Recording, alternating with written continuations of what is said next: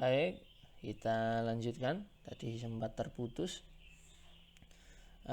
Yang selanjutnya yaitu adalah ilmu nuzulul Al-Quran ini membahas tentang kapan ayat itu diturunkan, pada waktu apa, lalu kemudian tempat turunnya Al-Quran itu seperti apa, kemudian kondisi Rasulullah pada saat ayat itu turun itu seperti apa, apakah Rasul dalam keadaan sedang di rumah atau sedang dalam peperangan atau sedang di masjid atau di mana. Kemudian kondisi tempat sekitar turunnya ayat, apa waktu musim dingin, pada waktu musim panas, ataukah pada waktu dalam keadaan aman atau dalam keadaan genting atau dalam keadaan di dalam perjalanan. Nah, itu merupakan pembahasan dalam ilmu nuzul Quran. Kenapa kok begini ini penting? Ya penting sekali. Kita harus mengetahui situasi di sekitar turunnya ayat. Kalau kita bisa mengetahui itu, maka pemaknaan Al-Quran itu akan menjadi lebih sempurna. Itu. Jadi kita tahu konteks situasi bagaimana kalam Allah itu diturunkan. Itu. Kemudian urutan dari turunnya ayat Al-Quran. Oke. Ilmu selanjutnya yaitu asbabun nuzul. Saya tidak akan membahas terlalu panjang karena nanti akan ada pembahasannya sendiri.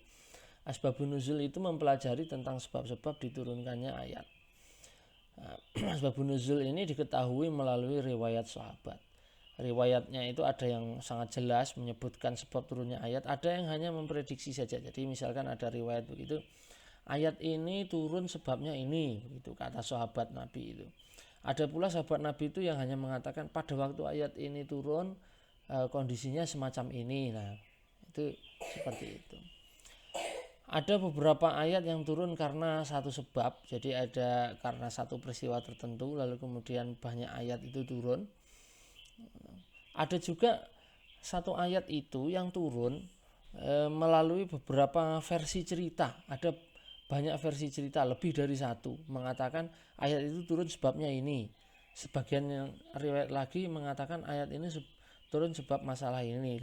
Akhirnya riwayat itu menjadi perlu untuk dipilih mana yang sebabnya yang benar itu, cerita mana yang paling benar itu. Jadi begitu. Ilmu yang selanjutnya yaitu ilmu Makki wal Madani. Jadi mempelajari karakteristik ayat yang terpolarisasi dalam dua kutub, yaitu Makkiyah dan Madaniyah. Ada ayat itu yang turun ketika Nabi Muhammad masih di Mekah. Ada ayat yang turun ketika Nabi Muhammad sudah di Madinah. Ayat ini memberi atau memiliki karakteristik tersendiri yang tidak sama. Kemudian ada kategorisasi, pembedaan antara Makkiyah dan Madaniyah. Masing-masing teori nanti ada kelebihan dan kekurangannya, kita tidak bahas di sini. Ada karakteristik ayat Makkiyah dan Madaniyah. Kemudian ada beberapa polemik terkait pemilihan ayat dalam kategori Makkiyah dan Madaniyah. Surat Al-Fatihah itu sampai sekarang masih jadi perdebatan, itu turun di Mekah atau turun di Madinah. Kemudian selanjutnya pemeliharaan Al-Quran dan pembukuan Al-Quran. Bagaimana penulisan dan pemeliharaan Al-Quran pada zaman Nabi Muhammad. Kemudian bagaimana pembukuan Al-Quran jadi jangan dipikir Al-Quran itu sejak zaman Nabi Muhammad sudah bentuknya seperti sekarang itu, dijilid kayak rapi begitu, belum. Di zamannya Nabi Muhammad Al-Quran itu tidak dibukukan. Ya ditulis begitu tetapi terpisah-pisah. Dikumpulkan baru pada pada zaman Khulafaur Rasyidin. Gitu. Kemudian disempurnakan. Nah, bagaimana pembukuan Quran pada zaman modern? Itu pembahasan tentang pemeliharaan dan pembukuan Al-Quran. Lalu kemudian ada tartib atau urut-urutan ayat dan surat dalam Al-Quran. Jadi Al-Quran itu urutan turun dengan urutan yang ada di dalam pegangan kita, mushaf kita sekarang itu tidak sama. Jadi ada perbedaan. Ayat pertama yang turun itu Iqra bismi rabbikal ladzi khalaq, tetapi yang pertama ditulis dalam Al-Quran itu Al-Fatihah. Kenapa kok bisa sampai seperti itu? Nah, ini akan kita bahas nanti.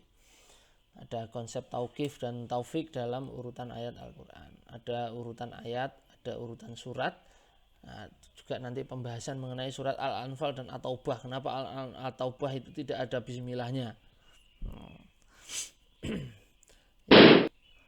Selanjutnya yaitu ilmu i'rab Al-Quran. I'rab itu apa? I'rab itu adalah perubahan pada akhir kata itu dalam Al-Quran. Ilmu i'rab Al-Quran ini pertama digunakan atau dipelajari karena pada zaman dahulu Quran itu tidak ada harokatnya. Quran itu tidak ada harokatnya, tidak ada titiknya. Kemudian membacanya juga ada yang faktulu dibaca fakbalu, mengurangi titiknya. Rasulullah dibaca Rasulullah, Rasulillah. Nah, padahal setiap perbedaan bunyi Al-Quran itu akan mempengaruhi makna pada kata itu. Subjek bisa menjadi objek, gitu. Makna perintah bisa menjadi makna larangan. Kalau kemudian ada perbedaan tanda baca, yang mestinya fathah dibaca kasroh, yang mestinya kasroh dibaca dhammah, itu akan mengubah makna. Maka i'rab ini penting. Gitu. Kemudian ada ilmu tajwid, ilmu yang membahas tentang kaidah-kaidah dalam membaca Al-Quran dengan benar dan fasih. Gitu. Pembahasannya meliputi makhraj, tempat keluarnya huruf, sifatul huruf, sifatnya huruf alif, sifatnya huruf hamzah, ba, ta, sa, jim, ha, kha, dan seterusnya itu. Kemudian hukum-hukum bacaan, ada izhar, ada ikhfa, ada idgham. Kemudian juga analisis kesalahan bacaan dan sebagainya. Nah, itu ilmu tajwid. Lah kita itu loh, sekarang ini ilmu di zaman sekarang, ustadz zaman sekarang itu ilmu tajwidnya aja tidak mumpuni. Itu sudah ceramah kemana-mana, gitu ya. Sudah ceramah kemana-mana, pengikutnya juga banyak, baca Al-Quran belepotan kayak ngono sing seneng ya akeh. Itu baru ilmu tajwidnya toh, belum lagi ilmu yang lain. Nah, ilmu rasm Al-Quran. Rasm Al-Quran itu adalah ilmu penulisan dalam Al-Quran. Kita tahu Al-Quran itu yang kita pakai sekarang itu mushaf standar yang disusun oleh Utsman bin Affan. Ya, jadi rasm Utsmani. Nah, nanti di rasm Utsmani nanti ada banyak sekali macam-macam bacaan yang nanti akan berkaitan dengan ilmu qiraat. Gitu. Nah, ini saya sampaikan singkat-singkat saja. Ada ilmu qiraat. Ilmu qiraat ini membahas tentang variasi bacaan-bacaan yang berbeda-beda dalam Al-Quran. Jadi Al-Quran itu misalkan qul huwallahu ahad itu bisa dibaca walam yakullahu kufuwan ahad, walam yakullahu kuf'an ahad, walam yakullahu kufuwan ahad, walam yakullahu kufuwan ahad, walam yakullahu kuf'an ahad. Nah, berbeda-beda. Ada versinya sendiri-sendiri. Nah, ada syarat-syarat qiraat yang muktabar, ada pengaruh qiraat terhadap istimbat hukum. Jadi terutama pada ayat tentang wudhu itu. Nah, nanti kita akan bahas. Masih banyak qiraat Al-Quran, ilmu Al-Quran. Ada sab'atu ahruf. Inna hadzal Qur'ana unzila ala sab'ati ahruf faqra'u ma tayassara minhu. Jadi ada 7 huruf yang menyusun Al-Quran berdasarkan hadis Nabi yang baru saya baca ini tadi. Nah, ini kan kita bahas juga. Kemudian ada amsal, ada permisalan di dalam Al-Quran. Masaluhum kamasalil ladzi istauqada nara falamma adaat mahalahu dhahaballahu binurihim wa tarakahum fi dhulumatil la yubsirun. Itu permisalan dalam Al-Quran pada surat Al-Baqarah. Nanti masih banyak lagi permisalan yang lain.